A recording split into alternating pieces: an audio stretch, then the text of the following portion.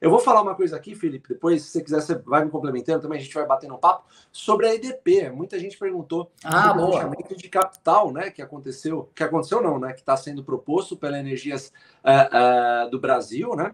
A EDP, vou pegar uma colinha aqui, né, que é uma empresa portuguesa que controla energias do Brasil, tem 56% do capital. Free float, que são aquelas ações que estão disponíveis para serem negociadas, 41% do capital. Ela está oferecendo R$ 24 por ação. A ação hoje explodiu no mercado, subiu para caramba, né? Obviamente refletindo essa possível oferta aí, né? Então, eles estão dizendo que a oferta também é 6% superior do all-time high, ou seja, é 6% superior ao maior preço da história da ação. Se eu não me engano, a ação tem um valor patrimonial de cerca de R$ 18 e alguma coisa. Eu acompanhava um pouco a EDP, embora eu nunca tivesse tido ações da empresa. Pessoal, isso é uma pena na minha visão, tá? É uma pena que uma empresa desse calibre, desse porte, com mais de 20 anos de história na Bolsa de Valores, saia do mercado, né? Porque assim, isso deixa a gente, acho que como investidores de empresas que pagam bons dividendos, muito tristes. Eu fico triste, porque eu já pensei um dia em ser acionista da EDP. Né? Mas esses movimentos podem acontecer, não tem jeito, a gente não tem muito controle sobre esses fatos. O fato é que se você decidir, você pode decidir, depois que houver essa oferta, se realmente for passar, se você realmente não vender as ações, você vai ser aquele acionista malquisto da empresa, digamos assim. Então, eu acho que se passar, você deve vender e acabou. Acho que não tem muito o que dizer. O fato é que você vai sair com lucro, né? Um bom lucro, porque eles ofereceram esse lucro. Bom, você passou por isso em múltiplos, né, Fabião? Você pode falar com propriedade. Totalmente. Só que lá eu passei perdendo, né, Felipe? Eu acabei perdendo. É verdade. É legal. Eu adoro falar de coisas aqui que a gente perde, que faz errado, sabe, Felipe? Também acho. Eu adoro ler biografia e eu detesto aquelas biografias que só tem o cara que ganha em tudo. Assim. Eu gosto de ler os fracassos, que eu acho que é com eles que a gente aprende muito mais. Legal. Mas se você vê hoje, mesmo tendo subido tudo isso, você vê boa parte dos acionistas de EDP, o pessoal está reclamando. A galera não está satisfeita. Por quê? Porque a turma achava que valia muito mais o ativo, né?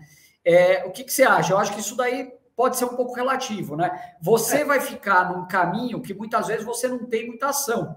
Você vira passageiro do processo.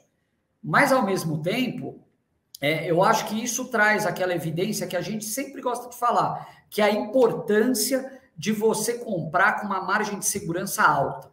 Né? Se você está pagando um preço realmente descontado, eu acho muito difícil você acabar sendo alvo de uma ação que você tem e você perdendo um volume significativo de dinheiro, por mais que o prêmio que possa vir seja baixo, né?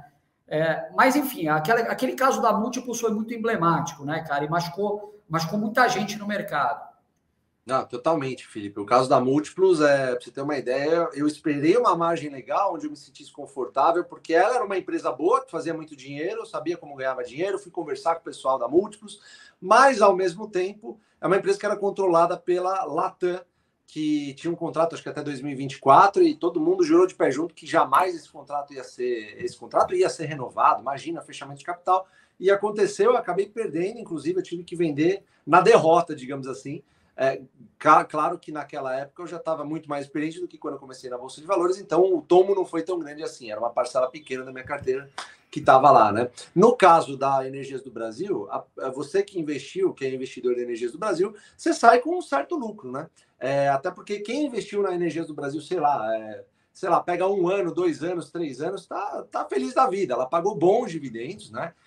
E atuando sempre num belíssimo setor, né? Que é o setor de energia, transmissão, tem geração. Então, assim, eu acho que assim não tem muito o que fazer a não ser lamentar caso isso passe, tá? Que fique bem claro, não passou ainda, isso não claro, a gente vai ver nos próximos dias o que vai acontecer, vai entrar eles vão ter uma data para fazer a votação para ver se vai haver o fechamento de capital ou não. Isso não aconteceu ainda, tá? Mas caso aconteça, vender a ação e partir para uma próxima. Claro que a gente, mais uma vez, não gostaria, né? E eu acho que é uma perda para a Bolsa no final do dia, né? Porque a gente perde uma das vacas leiteiras da Bolsa de Valores. A EDP falou que ia fazer isso, porque tomar empréstimo aqui no Brasil estava ficando mais caro do que tomar empréstimos em euro, né? Então, isso não faria sentido, segundo a empresa.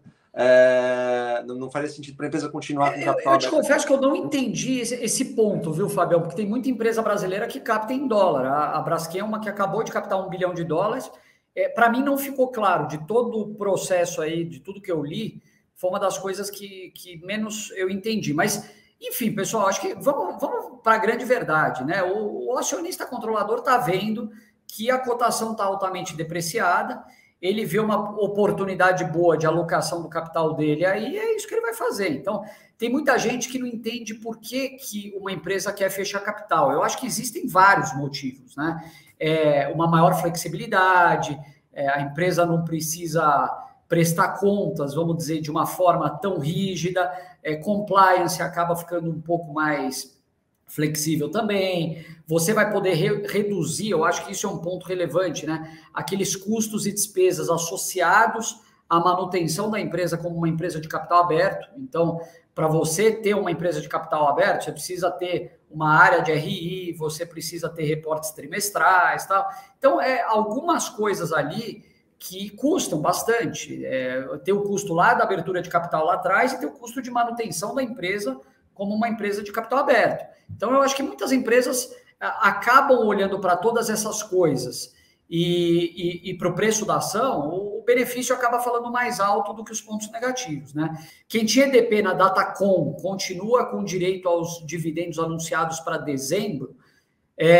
Igor, se não ficou, eu não acompanho a EDP de perto, tá? Mas se você comprou na Datacom, ela ficou ex, e você tem esse direito adquirido, você não perde, você vai receber de qualquer forma. Então, não tem absolutamente nada a ver com o fechamento de capital. Até porque você não sabe se o fechamento de capital passa ou não passa, né? Pode ser um processo que demore muito tempo, mas não tem absolutamente problema nenhum. Eu, particularmente, nunca olhei com muito carinho para a EDP. Eu sei que tem muita gente aqui que acompanha a gente no AGF+, que assina e que é acionista da empresa, mas eu não colhei por alguns motivos. Eu acho que primeiro porque eu via outras oportunidades melhores de investimento no setor de energia, tanto em geração quanto transmissão, e assim, eu não adoro o fato da empresa ter um pé muito grande na distribuição. Eu entendo que a gente também investe em empresas verticalizadas, uma CEMIG, etc., mas o ponto da distribuição é algo que, dependendo da empresa, eu não vejo com tão bons olhos quanto eu viria empresas que são mais pure play, aquelas que atuam só num segmento ou outro. A EDP, ela é controlada pela Energias de Portugal, uma empresa de capital português, mas que tem um investimento, eu não sei nem se é o controle, um investimento muito grande também da CTG, da empresa chinesa. Então, a EDP é uma empresa chinesa e portuguesa.